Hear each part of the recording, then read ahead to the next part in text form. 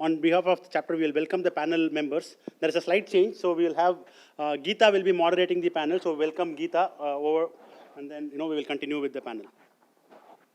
We welcome Bala onto the dais, our panelist. Geetha is moderator for the panel.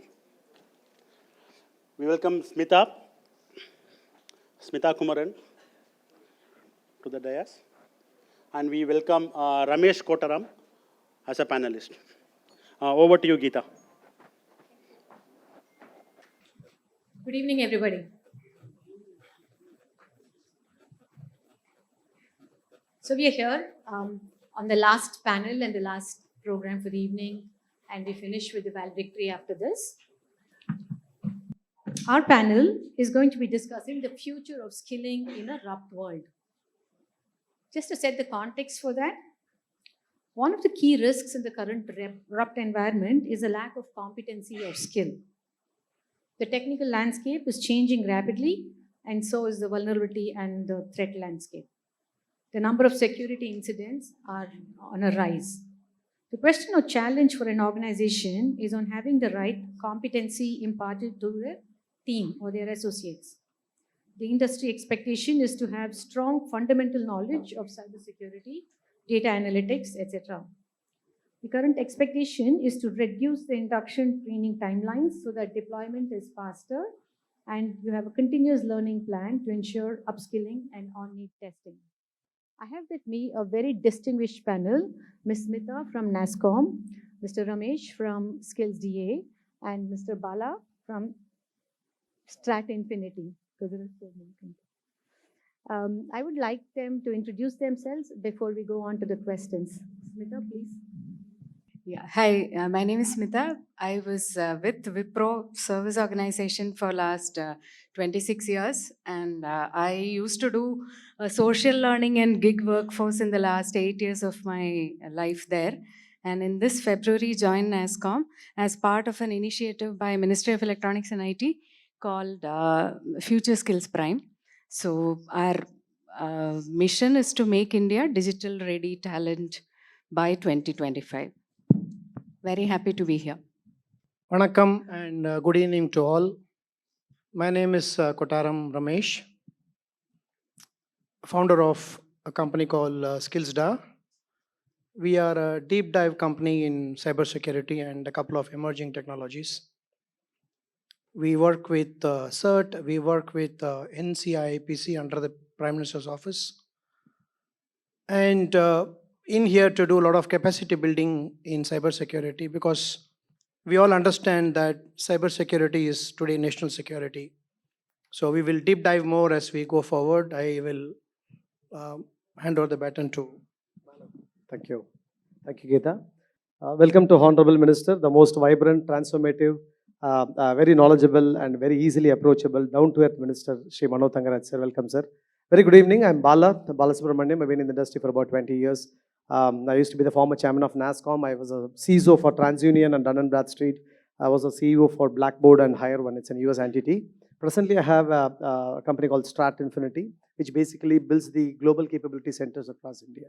And I'm also the present chairman for FICCI Startup and Skill Development.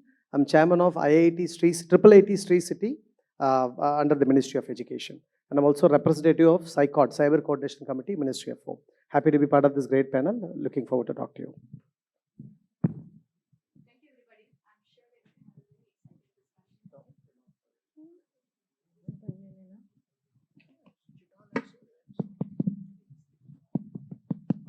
Okay. Thank you. And it's been really interesting to know the respective backgrounds that you come from. I'm sure we're going to have an interesting discussion ahead. My first question to Bala. Yeah. Bala, you talked about industry and the academic, right? I want to know your views on the partnership between industry and academia. So today, if you look at the cybersecurity or overall security perspective, since 2015 to probably till now 2021-22, almost 350% of the unskilled or unfilled jobs are there in cybersecurity. If you look at the rate of cybercrime, that has increased from probably about $3 trillion to $6 trillion of the damages because of cybersecurity. So what it gives me is like demand supply, right? So with this situation, unfortunately or unfortunately, the trend has been when you call security, it was more on non-tech side, more on the risk assessment, more on the security complaint. That was the industry. Of course, we all started from there. But today, the technology is a vertical. I mean, it's an horizontal. So today, without technology, the security cannot move forward into the next level. Today, be it application security or cloud security or any kind of security for that matter, the students are expected to have the coding. Unfortunately, the myth is if you don't want to be a coder, if you don't want to be a technology guy, you get into security. So this is a kind of myth. Somehow it happened over a period of time. But today, the security is being very vibrantly spoken. Cybersecurity is the most wanted course. Everybody wanted to do cybersecurity. I think there is no clear clarity, be it from the academic institution or from the government organization or even from the industry. Of course, the industry, what we do in the cybersecurity is a little different because it's more, again, we don't engage any fresh graduates to do a cybersecurity work, right? We have a SOC center, we have a security compliance team, we have application security team. So that's more the experienced guys get to know about the security, they get into that. But if you really talk about the skill gap, the cybersecurity is one of the top exponential technology across the globe, and in India, more specifically, we are focusing. In fact, last week when Minister was talking to all the industry leaders a couple of times, he was very particular. Can we include cybersecurity in our ICT skill academy? So that is a kind of vision that our government started thinking. But taking a step back, today the most important problem is the clarity among cybersecurity is still lacking. The interestingly why I'm saying this, and I think I can say this because since I'm a chairman of IIT Sri City, we have a specialization subject, BTech, AI, ML, and cybersecurity. Right? Of course, student gets placed at extremely great companies. Even the salaries have touched 92 lakhs. That's a different story. But when you look at cybersecurity as a course, theoretically great, practically great, but when you come to hands-on, definitely there is a huge gap.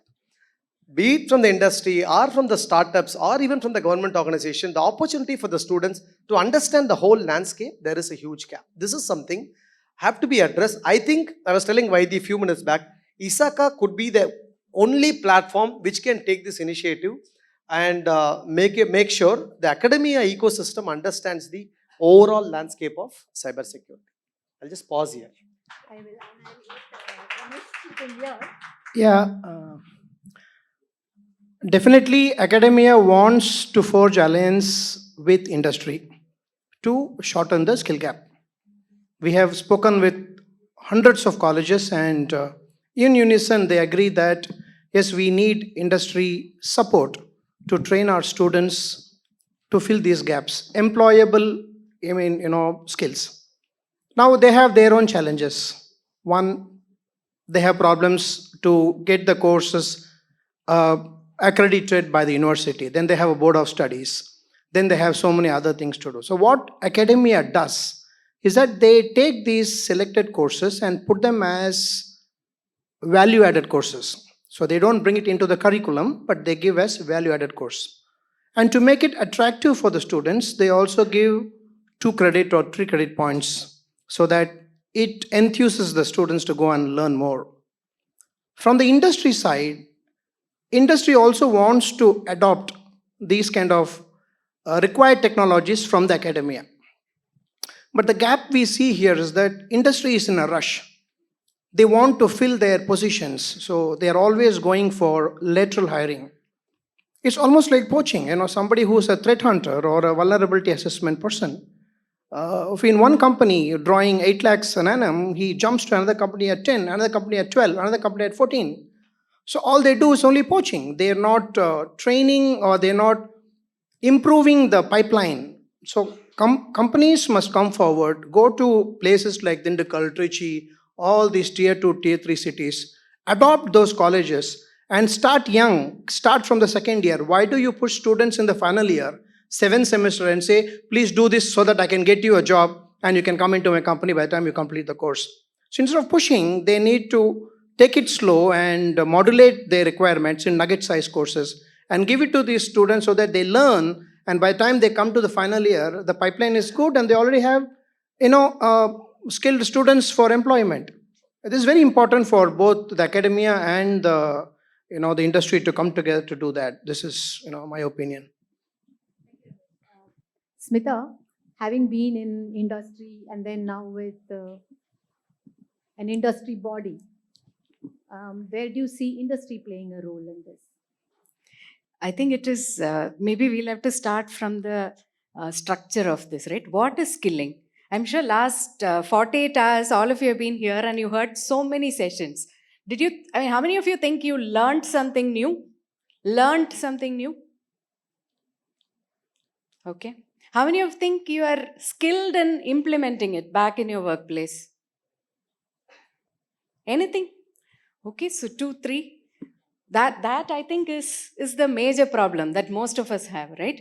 And it is a problem that probably, it's like, I'm not saying anything which is radically different from what each of you know. The problem is industry as such doesn't know what they want. What they want is somebody who will come and do that magic wand. They'll be able to address any problem that you have at that point of time. You're not able to predict what my demand is for the next 6 months. No, I don't know. I don't know if this tool is what I need or that tool is what I need. This time, a customer wants this, that's what I want my my employee to do. Now, how do you define this as a problem statement which anybody can solve? Forget about academia. We say that they don't know, they don't have project experience, they don't know how to do that. But I think as industry, we don't know how to define it either. So the good thing that we can do is tell that, okay, we don't know. There is a problem. There is an elephant in the room which we don't know how to address. And how do we take baby steps towards that? Right. So Ramesh and myself, we both are part of this program by the government called Nan Mudalvan. So we are in some way trying to contribute and say, how do we inculcate some of the actual skilling, right? Learning is happening. And majority of the academicians say that there are a lot of courses. And what is happening? Why is it so different that when the person learns all these things and gets placed at those fancy salaries, but again, at the end of it, when the person joins the organization, there is a 3 months training, 6 months training. And even at the end of it, I've been on the other side, been on reviews where you say that, okay, even after 1 year, there are people who are not getting placed, right? With all the certifications and everything at hand. So I think it is a definition problem itself. That's where we have to start from. In fact, to add a point what Smitha said, today the industry started looking at employability to deployability, right? So there were days where employability is gone. So everybody, the organization expect the student or the new hire to work on the day one, right? So there used to be train and hire, but now, hire and train. But now the concept is totally gone. Today, the day one, they have to be productive. It's like, train and hire, right? There has to be, volume hiring. But today it's going to a value hiring. In fact, it has gone to purpose hiring. What is the purpose of recruiting an employee, right? So that's how today organizations started looking at what is the value I get out of hiring him. So that's where today this is heading towards. Absolutely. So I do realize from what all three of you were saying that there is work for us to do in industry in terms of one, identifying the needs and then to figure out, how that is. But in that light, right, because one, let's say we finished out of school, college at some point of time. What do you see the role of certifications? Do they help in building the necessary skills? Because it's something that you pick up and then you're also required to demonstrate competency besides taking an exam. Yeah. So certification doesn't necessarily mean the person is skilled. Because today you're getting certification on the fly. You're getting a digital certification just when you complete a course in any one platform, which is for even 6 hours time. But then if you look at deep tech like, OWASP top 10, or if you look at SANS, you look at very important high-tech certifications, very, very important, where they understand that the learner has put in enough amount of effort to be there. So certification is definitely important, but not necessarily to prove that he is skilled. I know somebody who's got 120 certificates. I ask him to come and sit on my terminal and do one assessment. He says, no, I do not know how to do. The way the hiring companies look today they just don't want graduates. They want smart graduates. Smart graduate is somebody who has spent more time outside the curriculum, taken more effort to learn something new and got certification out of that. So those certifications are very valid in the eyes of the hirers. So that's why certification, is lost its charm during the COVID times, that everybody had 20 certificates. We asked somebody to come, will you attend a webinar? He'll say, will you give me a certificate? Then I'll come and attend the webinar. So it's kind of, it's lost its charm. That certificate means that I'm qualified. So yeah, we should come out of that. Yeah, but I must clarify that ISACA certifications don't fall in that category. No, I already told you there are strong certifications like was top ISACA 10 or certification is not that easy Science to or do. ISACA certification. I'm not categorizing all certifications, but you know what I'm talking about. No, I do, but I just wanted to make it clear and be loyal to my association. Everybody is aware of that. So, few months back, I was in another panel with a startup founder, a very technical company. So I was asking her, are we in a position to, like how Google says, go towards skill than degrees? So she said, very interestingly, she said the reason why we pick up a BTech graduate is that we know that the person has the ability to stay on a course for 4 years. That's all. That's all we are expecting. You give me another way to say that the person has actually stuck for one course for so many years and has focus, can crack whatever it is. That's all I'm looking for. You tell me there's another way, I'm fine. I think certification is something like that. Ability to consume content. I think today we are all looking for 5-minute, 10-minute, micro learning, nano learning, I don't know. I think even like most of you raised your hand saying you've learned something, which means that we are only looking for that specific information, right? What is in cloud, what is off cloud? If you know that, you say that you are learned. But a certification actually tells you that the person has spent at least 40 hours of effort in that specific area and has answered questions. So for whatever it's worth it, that's good. Particularly because depending on the flavor of the season, you have all kinds of organizations, institutions offering certifications. So then it's really a matter of choosing the right one, whether it is SANS or anything else that stands for value and that will be recognized and respected. You touched upon something interesting. You said that the pedagogy that we have is more theory focused, right? Would you have some suggestions on how we can, particularly in the area of cybersecurity? Sure. So I've been talking to some of my faculty members. Of course, once in a month I visit the Triple IT Institute. So casually, I was talking about full stack development, which is very, very, very hot so far as long as now in the industry. They've been teaching full stack development, and casually I asked, all these professors are PhDs from IITs and foreign universities, absolutely awesome professors. But unfortunately, none of them are hands-on with full stack development. So if somebody who teaches full stack does not have an hands-on, how do you expect the students to be a successful full stack developer, right? It's not possible at all, right? So what we did, we went ahead, of course, the government supported, and we created a faculty development program. We ensured that course is moved to the next semester, ensured all the faculty members who teaches that full stack have to undergo hands-on training, get a certification, or kind of, yes, they're done with it, and then teach the student. This is one example which I was able to really implement on the ground. So when it comes to cyber security, again, as I said, no, the landscape is not very clear, Geetha. That's been very, very honest feedback. The kids are still get to know the right different channels, right? So especially people are more interested towards the latest skills, be it the Python or basically the development side. So we need to set them a very clear path. Hey, you could be a developer, you could be a Java developer, you could be a Python developer, you could learn analytics, but still this is how the way for you to be a cybersecurity professional. So that clarity, I don't think even a professors are giving in my view actually. So I think that's what again I'm reiterating is, ISACA should take this probably a nationwide drive, probably Chennai chapter could be set the tone. And start with our Tamil Nadu. Our minister is very supportive. Start with the universities in Tamil Nadu and set a tone that you can exchange an MOU, not for a namesake MOU, but can have a very small programs that can be implemented across all the colleges, which could be a real eye-opener for the whole country. Having said the two things I wanted to touch upon. So beyond the technology skills, today, two skills where the students are really lacking, and I think these two skills are very important to be a successful cybersecurity professional. One is a good communication. Second thing is problem solving skill. Because if a cybersecurity guy is not able to communicate the problem, probably it could be end up in somewhere else. right? I again have an thing in couple of my previous employer had got a ransom attack in US where about 17,000 schools data were attacked. But the guy who communicated to me, I think it happened somewhere in 2020, the guy who communicated to the first respondent team said that it's for a different product due to confidential amount to say. But then we reach out to the necessary action, we take necessary action, it has gone beyond our hands. Then finally we end up in paying so many $1 million. So the communication plays a major role. Second thing is the problem solving skill, right? So somebody has to analyze the problem before even making the communication. So these two skills have to be, it's basically an kind of an more than tutorial skill, right? So these two skills will help the students to be a successful cybersecurity professional than being a technically sound guys.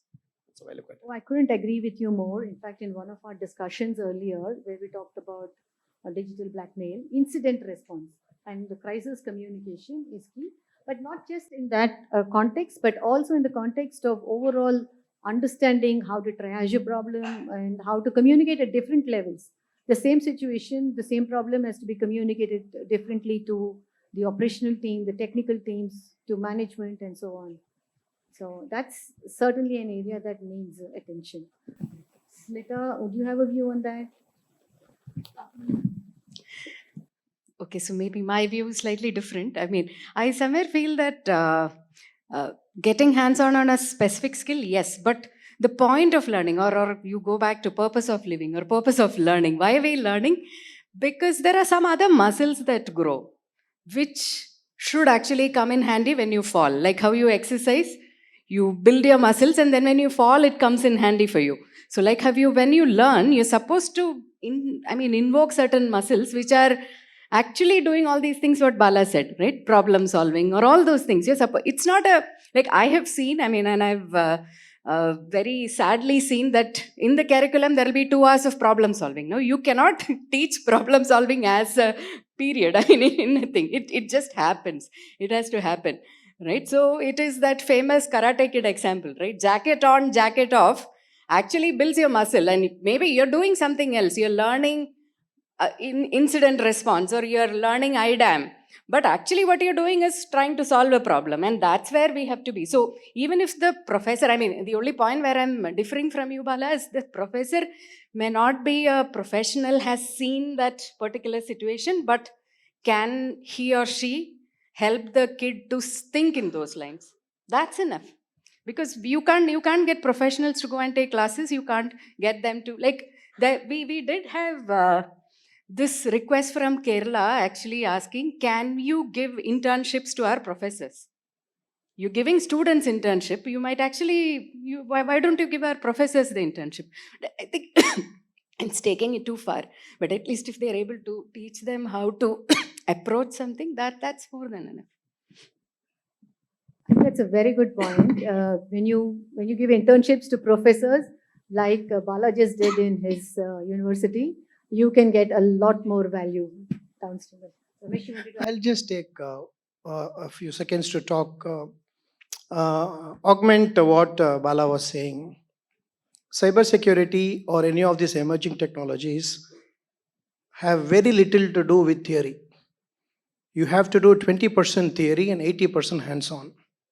When we do mapping of technology to the conventional domain, somebody asked me, what will you advise to a civil engineer? So the best thing a civil engineer can do is to learn 3D printing and AR, VR, so that they align their thoughts and their ideas and can do in a better presentation form. They asked, what will you teach a mechanical student? The best thing for him to go is to do robotics, because it's just automating whatever he is already otherwise doing mechanically. And all these things are technologies and skills which has to be completely hands-on. There is absolutely not more than 10% theory in this. So unless we have labs, today for cybersecurity we have virtual labs, we have simulators, where we give students a near real-time experience when they learn. What will he do when he goes to an office, opens a laptop, and when there is incidents coming in, how is he going to start working on it? Those are the very finer points and drop-down lists that we provide students in terms of training, at least in cybersecurity and other technologies. I will talk more about the other one, that non-mudal. Come to that. This Very is a good pertinent on point that. to segue into that, because we're talking about skilling. While one part of it is the practical and the hands-on, which you mentioned, the basic theoretical concepts need to be ingrained, and from a very early stage, because just like one of the speakers was saying, every one of us is now a potential victim. The prevalence with the Government of India's initiatives, and also with the COVID over the past 2 years, means a lot more people have been pushed. So this is a natural time for us to talk about the initiatives and how we can make a more, not really skilled as in employability skills, but just for life skills. So, something very interesting and in a very large sense happening to Tamil Nadu. We talking about skilling. The paradigm is that if there are no skilled people available, then companies will not set shop in that state. Companies come and invest only when they know that there are locally available skilled people. They don't have to import from Kerala or Andhra or Karnataka or from overseas. So primarily they're looking at that. And how do we achieve that? So one of the things that is happening in Tamil Nadu is the non-Mudalvan scheme. Nothing could be better than that for the students of Tamil Nadu. I'm not talking about STEM. I'm talking about students in UGC, in arts and science, in English, whatever stream it is. We are partners to that scheme, and so this scheme touches almost every student across Tamil Nadu, in all colleges, imbibing at least one skill or the other so that they can become employable. So we have been given the mandate to train more than 80,000 students in IoT, Internet of Things, and cybersecurity. Now I have some data where the requirement for IoT product companies to set up shop is multiplying phenomenally. Healthcare industry, power, aviation, defense, wherever you see, it's all about IoT. And IoT has got its own vulnerabilities in cybersecurity based vulnerabilities. So this scheme to train so many people in IoT or any other technology means that it's a cakewalk for companies to come and set shop here, because if not today, tomorrow they're going to have employable resources who know the technology. You can build on that, but then the basics to be given and imbibe to them, is something that's happening now. So this is a state government's initiative. So like this, initiatives should start from the university, from the industry. It augurs very well to make at least one person in a family employable. If that is done, I think as social animals, we really done our job. Yeah. That's really commendable, because you're talking about reaching probably every student that typically doesn't get covered by an IT curriculum or a cybersecurity curriculum. Smitha, would you like to add something to that? Because I think he's covered everything. That's the point, ma'am. I mean, it is about democratizing all these niche courses that were offered only in select colleges, probably. So government has taken that initiative, saying every student has the right. Now there are some courses that are being made mandatory as part of the regular studies itself, and there are value-added courses that are offered, which the student has the ability to pick up. Now the ball is on their court, right? So, Bala, picking on from there, and considering that you're working with other organizations and helping them set up, how do you see this panning out, and what's the time frame that you're looking at this for? Time frame for us to be ready with a talent pool that will help us be the magnet and attract investment from all the neighboring states. I think overall the ecosystem is like pretty vibrant today. They are like really vigilant. They understand the need of security. Again incident I would like to say in 2020 during the pandemic. So the cybercrime. I've been the advisor to the Tamil Nadu police. So the cybercrime incidents, the citizens who are within Tamil Nadu, within Greater Chennai limit, could not travel all the way. For example, somebody is in Pune, they couldn't travel to the commissioner office and give the complaint, right? Because no access to vehicles and they can't come out. So that time, the former commissioner of police actually decentralized the cybercrime across all the district commissioners, deputy commissioner's office. So for them, everything was set up, but we don't have knowledgeable people.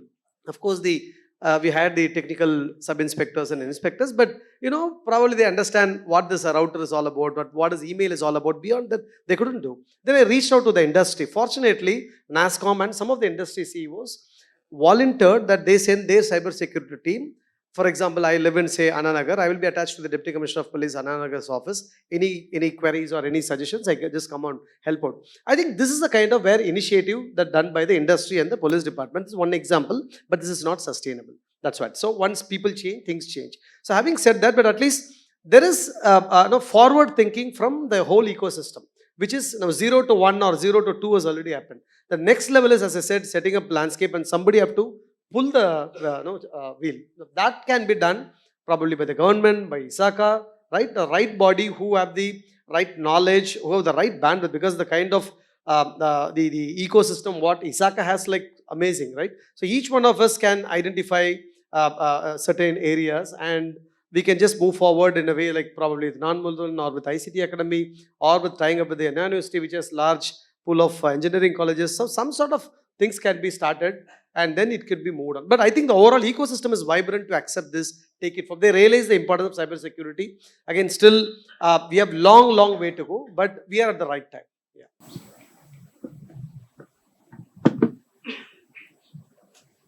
Yeah. Just one last question.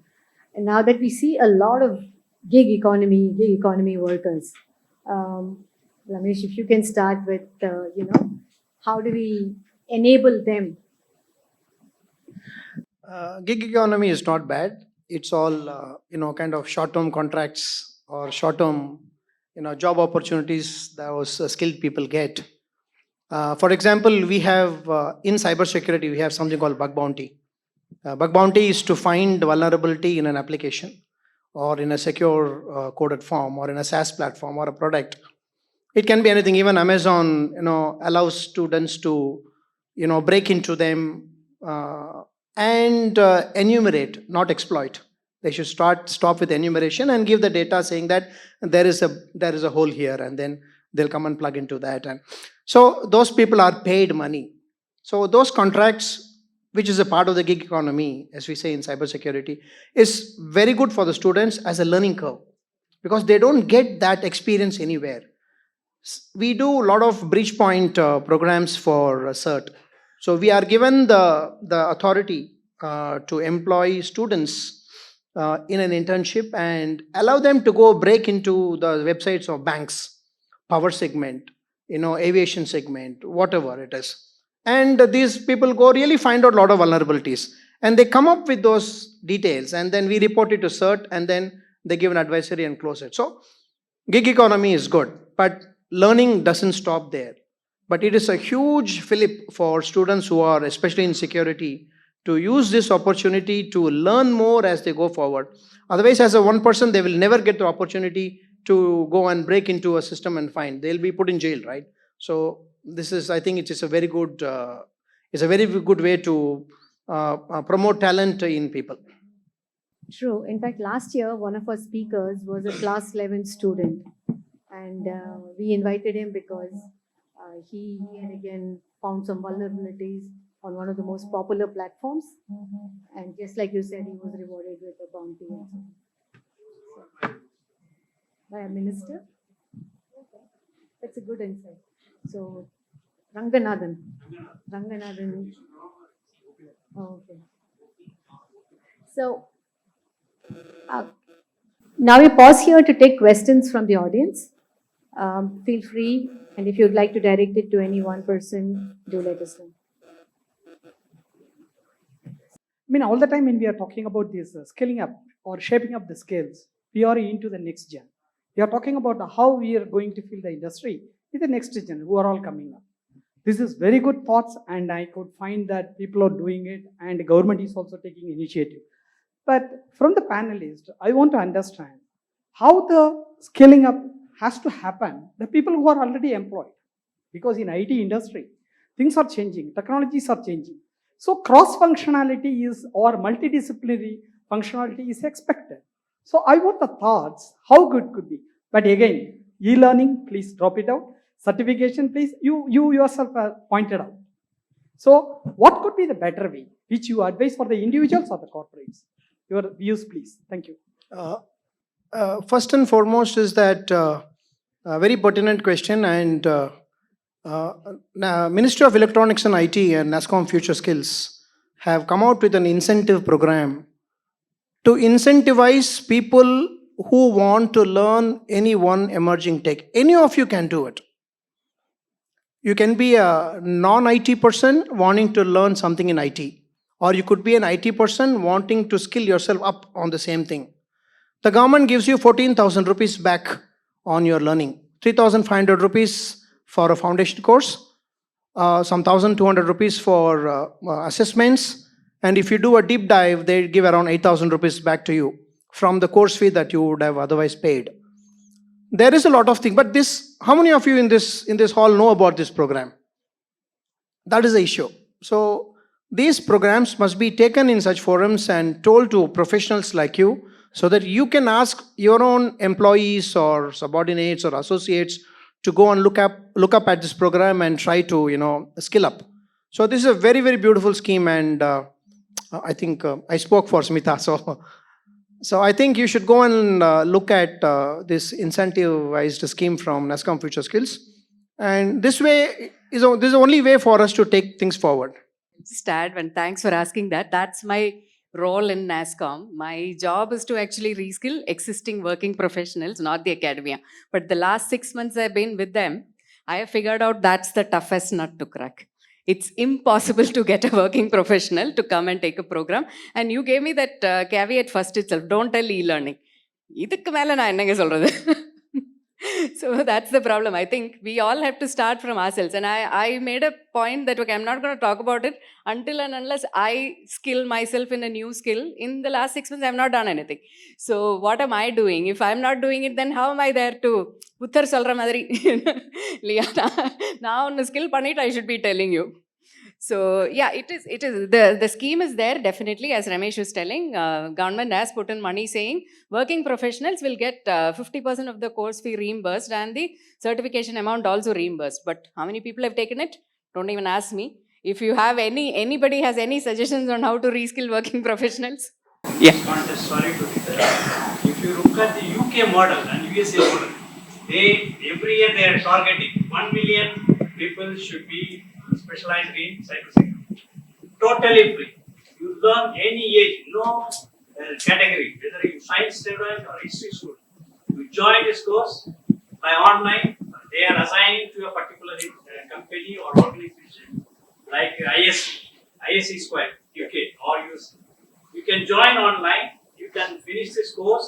They are giving access for 6 months, totally free, and they are adding more certifications. Once you certify as a basic cyber security skills, then you can add up multiple skills totally free. There are free courses. Yeah. You can refer to them. Yeah, sure, sir. See, there are, I mean, I just spoke about reimbursement, but there are free courses. Nobody's taking them. That's the reality. So I think we have the intention, but we don't know how to make it happen. Sure. Thanks, Mahesh. I will look it up. Thanks. Thank you, Mahesh. I think that was a good input. Finally, it is up to us to be able to adopt the practices and it is up to us, Mahesh, for us to make use of all the facilities that are available. So if there are no further questions, there's one question. Yeah, Bala, this is actually a kind of a request because you were actually saying about Cop Connect, cybercrime, and then which you are associated, right? In fact, I got introduced to a program in ISACA, which is actually called the Information Sharing and Analysis Center, which is actually being run by the Ministry of Defense, India. Yeah, I think they have a program called Cop Connect. There is a certification. We kind of go through a course, complete it, and then we kind of write to it, get nominated. So it is actually available. But the only thing which I got to know is that no, there is no such facility available for Tamil Nadu. Yeah. So in case since you kind of mentioned about it, I just thought I can give this as a request. So there are qualified people because it actually we got it introduced through ISACA. So if you could just help us on that, then possibly we could actually be volunteers for such cybercrime investigations. Absolutely, thank you. And this is going to be helpful. Just before the conference, I got to know about this, about the thing which you mentioned, Ramesh mentioned me. Certainly we'll connect and we'll take it forward and offline I meet the can- DGP and IT minister also there, so we can also Yeah. take his help. That was the very reason I thought I'll take you. Small rejoinder. ISAC is not ISACA. No, I know. Let me- ISAC is, yeah. I said, what I said was, ISACA actually introduced us through one of their sessions to ISAC. Okay. Yeah, and Okay, that's how we got okay. connected. And we have actually done. Yeah, so programs that's in- a first responder program, the Cybercrime Intervention Officer program, where there's recently they've got with the Cop Connect, module, which is still in the implementation stage. Yeah, They're actually using it very widely in state and the north side, but I mean, very less kind of adoption in, because when I was actually trying to ask the coordinator, he says possibly south, not much, but then yes, in the north, there are kind of much adoption to that. So, but since Bala mentioned about it, I just thought I'll, Thank you, that's really helpful. thank you very much. Thank you, everybody. If I may just summarize our discussions, one of the key takeaways. Geetha, 1 minute. Yeah. Yes. Sorry. So it's not more of a question, rather more of just a point to say. There are a lot of news from. Okay. But cyber security professionals not coming forward is something probably the platform is not known to the extent which is known, because at least in my connect, people are ready, volunteer to do that, and something like ISAC. There are people, volunteers available. Only the thing is that platform to connect probably is missing. That will enable us to do in a much better way. That's one thing. I just thought, okay, some platforms are there so that we can easily connect. And other thing is that is probably skilling part of it. If you look at a hacker, that hacker may not have even passed his schooling properly. So are we tapping those resources in the right manner? Because he is not really interested in going in a wrong direction. Just only that he is out of intuitiveness, he has gone and he has learned the skills. Can we think of bringing them to right stream, mainstream, and tap their resources so that they are in right manner? So just a thought process, I guess. Thank you.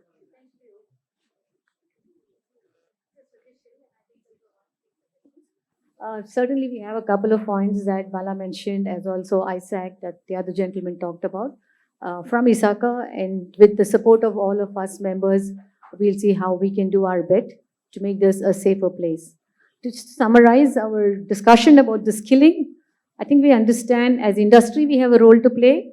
As managers, as leaders in industry, we have a role to play. And as individuals, each of us, again, have a huge role to play, being a role model for the people in our teams and in our organizations. I would like to thank Smitha, Ramesh, and Bala for sharing their insights. It has been a wonderful knowledge sharing both on this platform and outside. Thank you.